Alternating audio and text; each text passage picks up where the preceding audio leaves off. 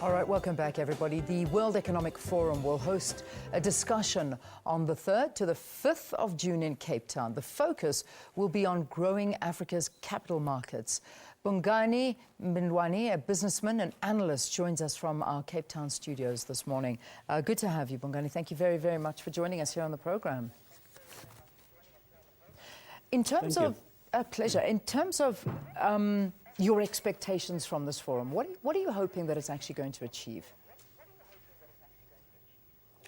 Well, I think what we see nowadays is that the program of 2063 that we have as an agenda for Africa's transformation into the big leagues of real economic activity, the sophistication, industrialization will really be a cornerstone once again.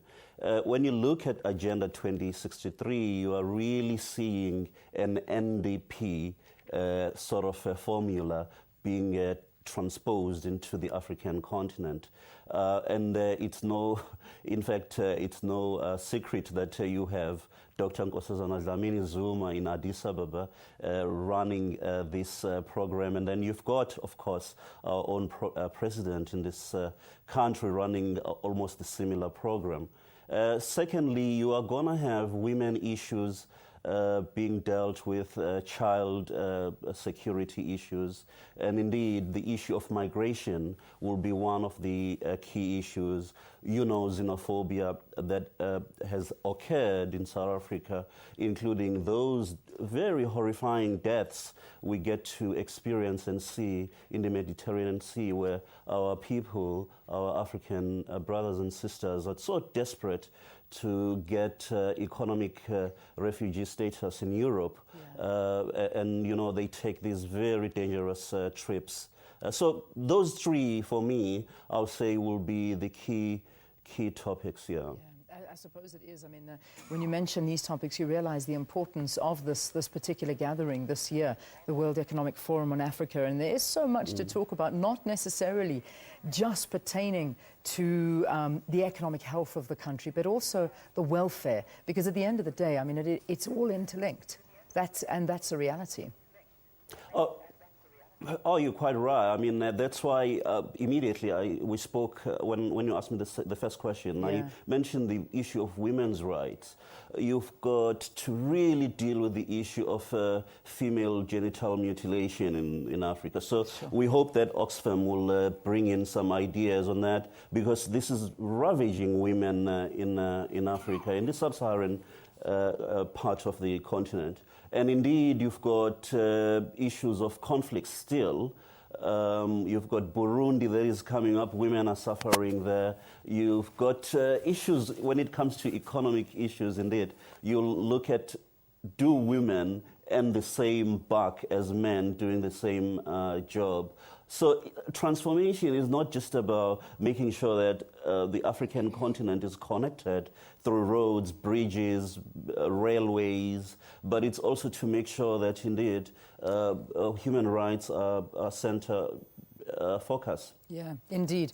Interesting to take that perspective and that angle, and that's something I know that we'll be following very closely. But I know something you're going to be involved in is a discussion on the future of Africa's capital markets.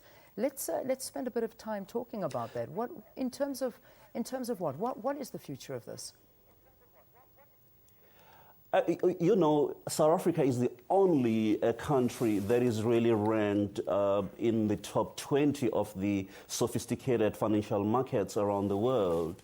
Now, we need to say we have here 2 or 3 good producers of oil. How do we get these producers of oil to, in fact, finance refineries within their own territories? You have a situation where right now Nigeria, in fact, imports refined products, which is just ridiculous. Yeah. This is the whole question in South Africa that we call beneficiation. Again, you need to make sure that there is banking. Not so long ago, you'll recall that our president traveled to a meeting which dealt with industrialization of the SADC region. How do you finance that? There is a backlog of at least $1 trillion to actually industrialize Africa.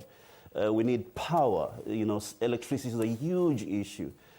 People don't really know that if our own ESCOM can just switch off the taps, or rather the wires that export our power here in South Africa to our neighboring countries, we'll be able to have all the electricity we need. A lot of power gets sent to our neighboring countries because ESCOM is also an exporter of power. Yeah. Now imagine when we no longer have to do that, when Lesotho, Namibia, you know, Botswana, Zimbabwe can actually really get their act together, be assisted to get their own electricity generation. Yeah. So these are the issues. It's about how do you finance these things. The capital markets then respond to that, because you are then able to develop a bond market, and these countries have to then get their act together, because money, credit, which is bonds, loves stability, predictability.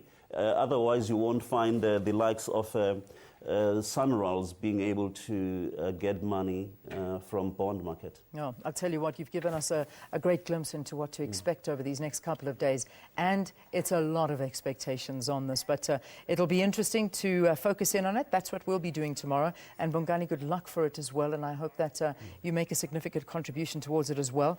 Bongani Mbindwane is a businessman, an analyst, joining us from our Cape Town studios, talking about the World Economic Forum that's starting tomorrow. We will be there tomorrow as a program, Morning Live, dedicating the entire broadcast to it. But quite an interesting comment there made by Bongani, basically saying if we switch off our electricity exports to our neighboring countries, we'll have more than enough electricity to light up the whole country, and we wouldn't be going through power crisis at this point. So, yeah, send us your views. What do you think about that? Let's take a break. See